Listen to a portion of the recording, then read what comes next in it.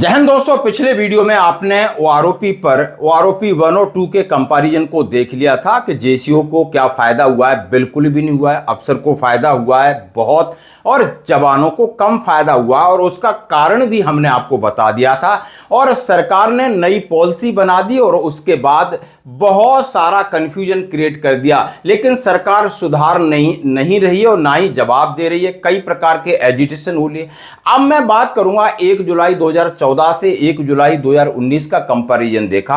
अब मैं आपको 1 जुलाई 2024 के साथ आपको ओआरओपी 1 और 2 दोनों का कंपैरिजन दिखाऊंगा, और आखिर साथ ही 8वें वेतन आयोग में अब हम क्या एक्सपेक्ट कर सकते हैं, और फिर जो 1 जुलाई 2029 को है वो आरओपी का क्या स्वरूप बदलेगा। और ये उसी तरीके से होगा जैसे ओआरओपी 1 और आपका 7th पे कमीशन का टाइम पीरियड है।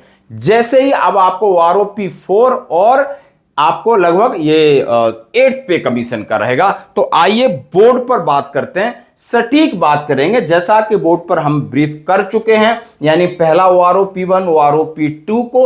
अब मैं ओआरओपी 3 में आपकी पेंशन कितनी है, और ये पेंशन यानी पिछले 2014 से 2024 10 साल में आपको 3 ओआरओपी मिले, तो कितना फायदा होना चाहिए था, कितना फायदा हुआ है, इसके कारण क्या है और इसके निवारण क्या है, ये भी जानना होगा।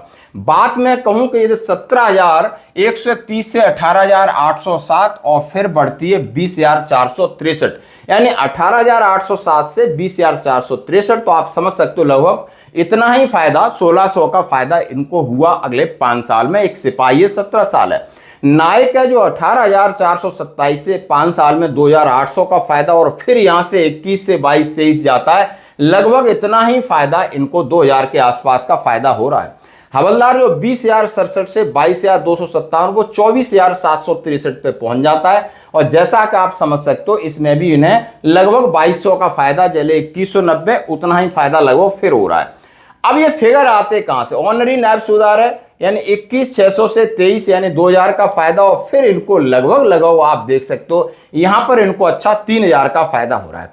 अब आती है असली कहानी। नायब सूबेदार यानी स्टार वाले 26,741 से माइनस में चले गए थे, अब आकर के 26,900 पे पहुंचे। यानी ये लोग अगली 3 ओआरओपी में अभी तक बराबर हो पाए। 741 और 900 को आप समझ सकते हो, यानी प्लस 150 हुआ है इनका, इतना ही मिला है।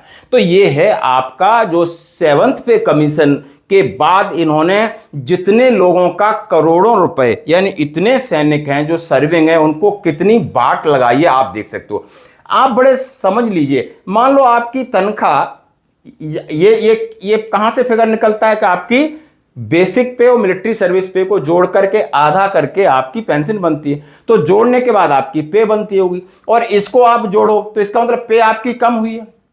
2019 में पे कम हुई है 24,825 को, 50,000 के आसपास लगा लो इसकी हो रही है, और यहां लगाकर जाके आप 55,000 की, तो 5,000 का तो बढ़नी चाहिए, कम कर दिया, और कम का असर आपको सीधा सीधा दिख रहा है। अब इसके बाद फिर ओआरओपी 1 के 2014 के बराबर 200, यानी कब फिगर आ रहा है 2024 में, यानी 14 में 26,741, तो 24 में 26,900, शर्म करो। 27,607, 27,950, बीच का तो भगवानी मालिक है, आप कम देख रहे हो। सूबेदार की आप हालत देखिए, 31,529 वाले को 30,175 पे अभी भी बेचारा पीछे है। कब से? 2013 वालों के हिसाब से अभी भी पीछे। अब बताओ कोई मतलब है इस ओआरओपी का?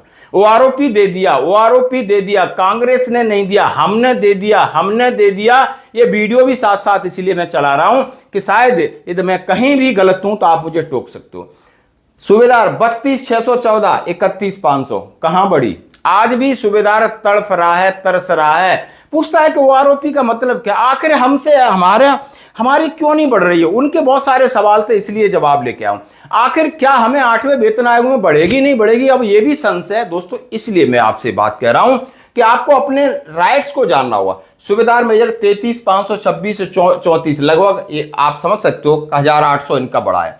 अब इनकी तो महिमाएं अलग है, लेफ्टिनेंट कैप्टन की ये फिगर है, ये सब मैनिपुलेटिंग है। 42,625, 46,300, ये अपवाद है, अपवाद है। क्यों अपवाद है? मैं यहां बात करना चाहता हूं। एक एक्स ग्रुप और वाई ग्रुप।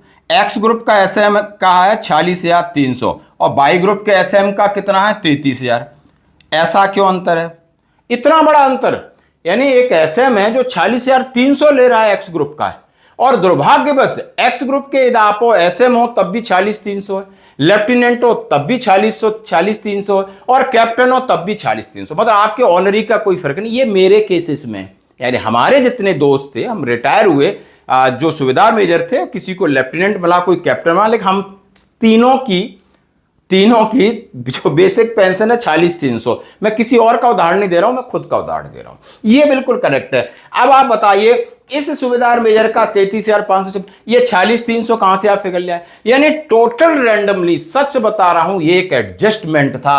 आरओपी 3 आपका एडजस्टमेंट था। नहीं, डंके की चोट पे आप किसी से भी बहस करा सकते। एक एक फिगर, एक एक पॉलिसी, एक एक पूरी फाइल में रखी हुई है। आप स्टडी करोगे आपको पता चलेगा कि यानी जवान न तो राइट्स को जान पा रहा है, न बोल पा रहा है, जो मिल रहा है वो बस मिल रहा है, और उसी में संतोष है, क्योंकि शायद संतोषी जीव होता है हमारा जवान। हम दूसरों से उम्मीद कम करते हैं, हमें जितना मिलता है उसी में एडजस्ट हो जाते हैं। हम शक्कर पारी में भी एडजस्ट हो जाते हैं। हमारी वाटर बोतल में 1 लीटर पानी, हम उसमें भी दिन निकाल लेते हैं। ये हमारी सिखलाई का हिस्सा है, ये हमारी ताकत है। लेकिन इसका मतलब ये नहीं कि आप हमारे अधिकारों का आप हनन कर रहे हो, जैसा कि आपके सामने दिख रहा है। अब आइए दुर्भाग्य की बात करता हूं। अब सबसे बड़ी, ओआरओपी में जब सुधार की बात करते हैं तो इन्होंने आज तक ओआरओपी में कोई सुधार नहीं किया। माननीय रक्षा मंत्री जी वेटरन्स डे पे बोल रहे हैं हमने आपको ओआरओपी दिया। लगातार हर चुनाव में ओआरओपी का मुद्दा भुनाया जाता है, बड़ी बड़ी बातें की जाती हैं, लेकिन ओआरओपी बिल्कुल अभी भी अपनी जगह पर गलत है। एमएससीपी का आप समझ सकते हो। आज हमसे बहुत सारे लोग सवाल करते हैं कि 1 रैंक 1 पेंशन है, तो 2006 के नाइक की 18 साल वाले की पेंशन और 2000 के पीछे वाले की में अंतर क्यों है? और एमएससीपी आप इनको भी दे सकते थे, पेंशन दे सकते थे, पे नहीं दे सकते थे। कहीं ना कहीं आपको इक्वालिटी रखनी चाहिए थी, लेकिन आपने 1 रैंक 5 पेंशन करके रखा हुआ है। अब इसके नाम पर राजनीतिक फायदा हुआ, इसके नाम पर आप देख सकते हो यहां इन नीचे वालों को फायदा हुआ, लेकिन ये जो रैंक है बीच वाला आज भी पिस रहा है, आज भी परेशान है इस बात को लेकर के। और यही बात हम जितना सबका सैनिक संघर्ष कमेटी और उनके पंत प्रधान जी हैं सूबेदार मेजर घोषल साहब, मेरी बात होती कि चलो जल्दी से जल्दी हमें परमिशन मिले, जंतर मंतर पर हम एजिटेशन करना चाहते हैं, और इनका हम वीडियो भी आपको दिखाएंगे। धन्यवाद।